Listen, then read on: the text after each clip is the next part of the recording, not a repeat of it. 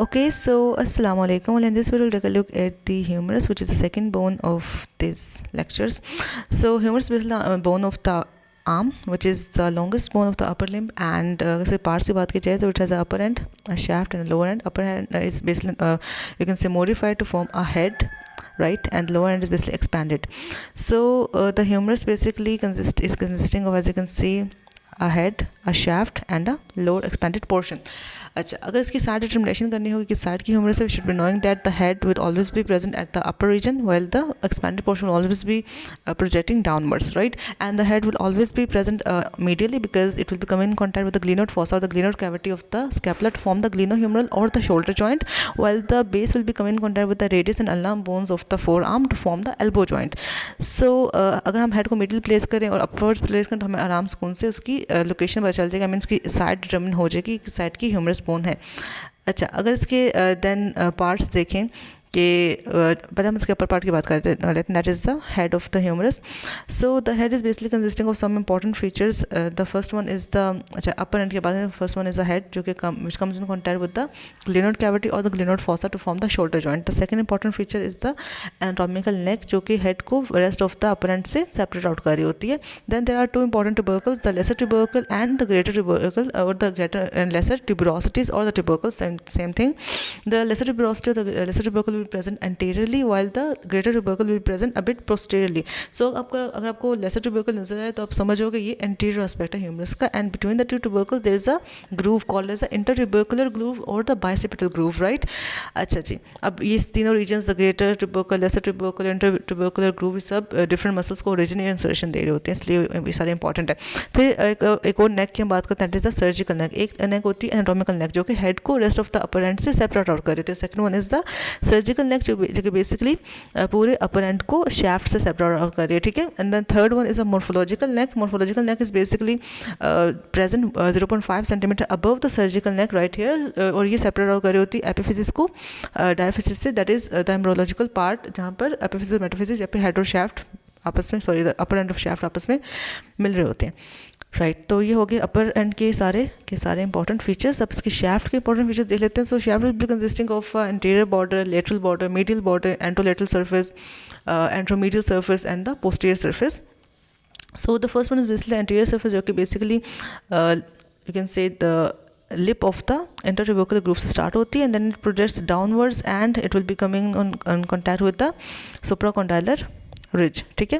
Then there will be a lateral border जो कि delta tuberosity भी शो कर रहे हैं, like here. So delta tuberosity is a part of the humerus जहाँ पर आके डेल्टोइड मसल ने अटैचमेंट लेनी होती है, and that is also present in the middle of the humerus bone, right. And the third one is the middle border जो कि again middle lip of the intertubercular groove से start होगा, and then will come in contact with the middle supracondylar ridge. अब हम ये ridges की बात कर रहे हैं, सो हमें नीचे वाले पोर्शंस को हमने देखना है बाद में, जिसको हम लोग थोड़ी देर बाद स्टडी करते हैं.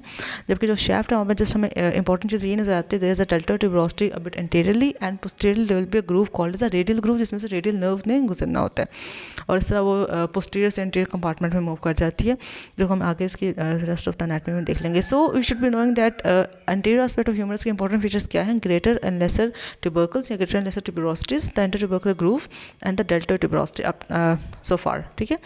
एंड अच्छा, एक और चीज़ बात करते हैं हम लोग कि in the lower aspect of the humerus there is a capitulum जो कि एक लेटरल एस्पेक्ट पे एक एलिवेशन सी है, एक बल्ज सा है, एक स्ट्रक्चर है, दैट इज अ कैपिचुलम जो which comes in contact with the radius bone to form the radiohumeral joint, right, या फिर a part of the elbow joint.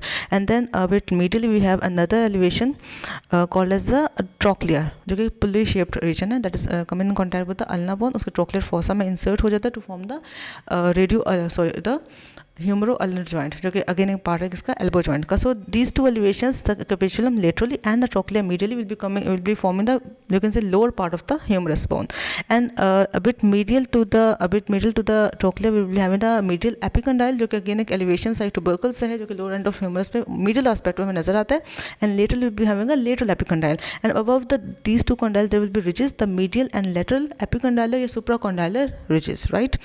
So अब lower part में क्या क्या चीज़ नजर आ गई. The first one is capitulum, laterally, trochlea medially, medial epicondyle, lateral epicondyle, medial supracondylar ridge and the lateral supracondylar ridge. तो ये सब चीज़ें हमें नजर आके कहा जाता है कि जो ट्रोक्लिया है, जो ये पुली शेप रीजन है, इसको थोड़ा जूम आउट कर देते हैं, जो पुली शेप रीजन है, इसका जो मीडियल पोर्शन है, दैट इज दिस रीजन, ये थोड़ा डाउनवर्ड्स एक्सटेंड कर रहा होता है as compared to the lateral portion, और उसके डाउनवर्ड एक्सटेंड करने की वजह से there is a carrying angle. अब कैरिंग एंगल क्या होता है मैं आपको आगे दिखाती हूँ, but we should be knowing that the lower end of trochlea is basically 6 millimetre downward projecting as compared to the lateral edge. अच्छा, अब कैरिंग एंगल हम ये कहते हैं कि whenever our arms are swinging away from our body while walking, they are swinging away because there is a angle, right, there is a carrying angle जो कि बनता है between the arm and the forearm. Why? Because the as I just told you कि जो lower portion होता है trochlea का, वो मीडियल एस्पेक्ट में थोड़ा डाउनवर्ड प्रोजेक्ट कर रहा होता है, and that basically forms an angle, जो कि आपको यहाँ पे नजर भी आ रहा है ऐसे करके. So it is 11 degrees in male and it's 15 degrees in females because of an expanded pelvis region, right. सो ये हो गया pelvic region, and you can see जब आप अपने आर्म्स को एक्सटेंड करोगे, your forearm will be away from the rest of the body and rest of the arm.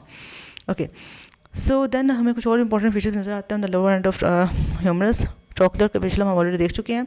Capitulum laterally होता है, ट्रोक्लिया मीडियली होता है. Capitulum comes in contact with the head of radius, trochlea comes in contact with the trochlear notch of ulna, and above the capitulum there is a fossa called as the radial fossa. हमें पता है हम जब अपनी elbow joint की flexion करते हैं, ठीक है, जब हम अपने बाइसेप्स को कॉन्ट्रैक्ट करके एल्बो जॉइंट की फ्लेक्शन करते हैं, सो जो रेडियस का हेड होता है वो यू कैन से अकोमोडेट हो जाता है with in this radial fossa above the capitulum. और जो वो द कोरोनॉइड प्रोसेस होता है किसका, अल्ना का, वो अकोमोडेट हो जाता है with in the coronoid fossa above the trochlea. आज जब हम स्टडी करेंगे ना अल्ना को, हम देखेंगे उसमें एंटीरियरली होता है कोरोनॉइड प्रोसेस, पोस्टीरियरली होता है ओलिकॉन प्रोसेस, तो वो इन सब फोसे में अकोमोडेट होता है during flexion and extension respectively. So during full flexion the coronary process of the ulna will be accommodating in this coronoid fossa above the trochlea, and then on the posterior aspect of humerus there will be another fossa, another depression called as olecranon fossa or olecranon depression, जिसके अंदर basically olecranon process of the ulna will be accommodating while full extension. ये किसमें हो रहा था, flexion में, ये किसमें हो रहा है, extension में. Okay, so with this note we are done with all of the important features of the humerus bone. So thank you so much. Like, subscribe, share and take care of yourself. Allah Hafiz.